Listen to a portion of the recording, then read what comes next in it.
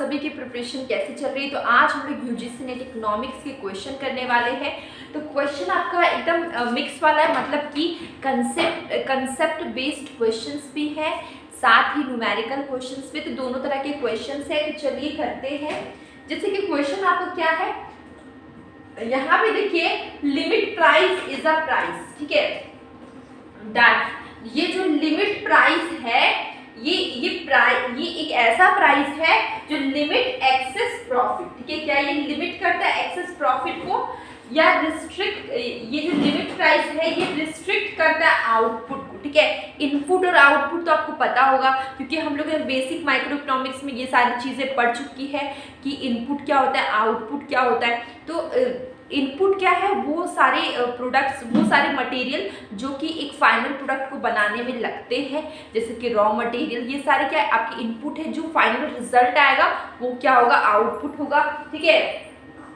तो जो limit price है ये क्या आउटपुट को रिस्ट्रिक्ट करता है या फिर एंट्री को रिस्ट्रिक्ट करता है, प्रिवेंट करता है, ठीक है।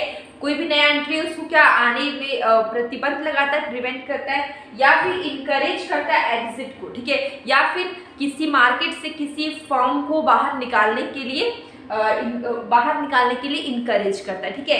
तो ये जो लिमिट प्राइस है ये ऐसा प्राइस है जो कि प्रिवेंट करता है एंट्री को, किसी न्यू फर्म या फिर न्यू कंपनी की एंट्री को ये क्या करता है, प्रिवेंट करता है लिमिट प्राइस, ठीक है। इसका आंसर होगा आपका सी, प्रिवेंट्स एंट्री, ठीक है।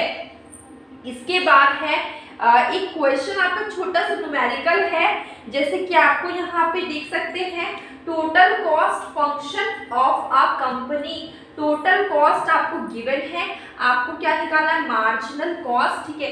एमसी निकालना है। तो एमसी निकालने के लिए बहुत सिंपल है, डिफरेंशिएट करना होता है। किसको डिफरेंशिएट करेंगे, टोटल कॉस्ट को क्यू के रिस्पेक्ट में, ठीक है। यहाँ पे क्यू है तो क्यू के रिस्पेक्ट में डिफरेंशिएट करेंगे। बहुत सिंपल है, आपको क्या करना है, देखिए टोटल कॉस्ट 2q का स्क्वायर माइनस 5q प्लस 8, ठीक है।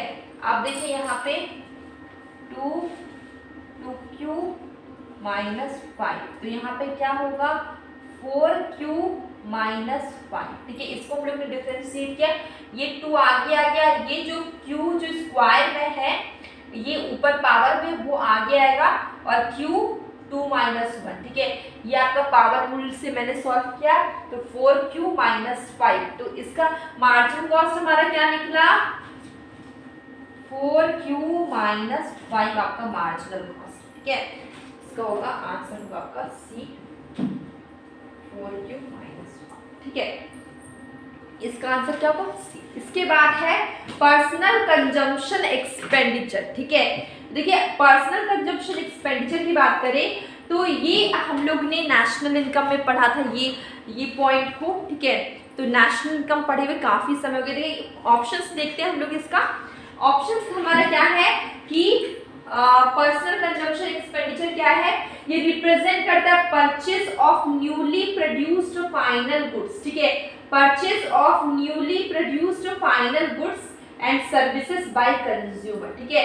तो ये पर्सनल, जब आप लोग परचेज करते हैं किसी newly produce final goods and service को, ठीक है, कोई कंज्यूमर परचेज करता है, तो ये क्या है, पर्सनल कंजम्पशन एक्सपेंडिचर। ये क्या है, खुद के लिए, ठीक है। पर्सनल कंजम्पशन, खुद के लिए कंज्यूम करने के लिए अगर आप खर्च कर रहे हैं, पर्सनल कंजम्पशन एक्सपेंडिचर। जहाँ पे देखिए यहाँ पे क्या लिखा हुआ है, एक्सप्लेनेशन, परचेज ऑफ न्यूज, आप किसी प्रोडक्ट को लेंगे, न्यू किसी फाइनल गुड्स को लेंगे, ठीक है, गुड या सर्विस को लेंगे, कंज्यूमर, कोई कंज्यूमर न्यू किसी न्यू फाइनल गुड्स या सर्विस को लेता है, ठीक है, कोई कंज्यूमर, तो वो खुद के लिए लेता है, तो वो क्या, पर्सनल कंजम्पशन एक्सपेंडिचर।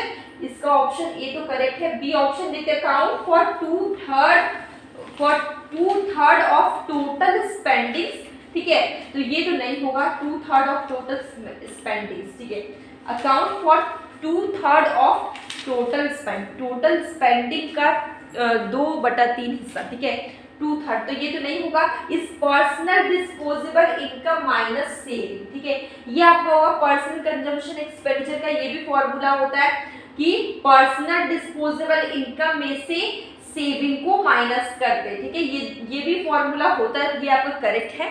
इसका आंसर होगा ए और C. Answer will be D, A and C, ठीक है। अब नेक्स्ट क्वेश्चन क्या है, which of the following has the lowest elasticity of supply, ठीक है, लोएस्ट इलास्टिसिटी ऑफ सप्लाई किसका होता है? लग्जरी आइटम की बात करें, नहीं, लग्जरी आइटम का नहीं होगा। लग्जरी आइटम आपका खराब नहीं होता, वो कितनी कोई डायमंड का सेट है या फिर कोई रिंग है, ठीक है, क्या वो खराब हो सकता है? उसको कितने साल तक भी रख दे, क्या वो डिस्ट्रॉय होगा? क्या वो उसकी क्वालिटी खराब होगी? नहीं होगी। वो जैसे बॉक्स में बंद है वैसा ही रहेगा, उसका कुछ भी बिगड़ने वाला नहीं है, ठीक है। अगर नेसेसिटी की बात करें, नेसेसिटी की, जैसे कि नेसेसिटी में आता है आपका सॉल्ट, उसका चाहे कुछ भी हो जाए, जितना क्वांटिटी सब्जी में आपको नमक डालना है उतना ही डालेंगी।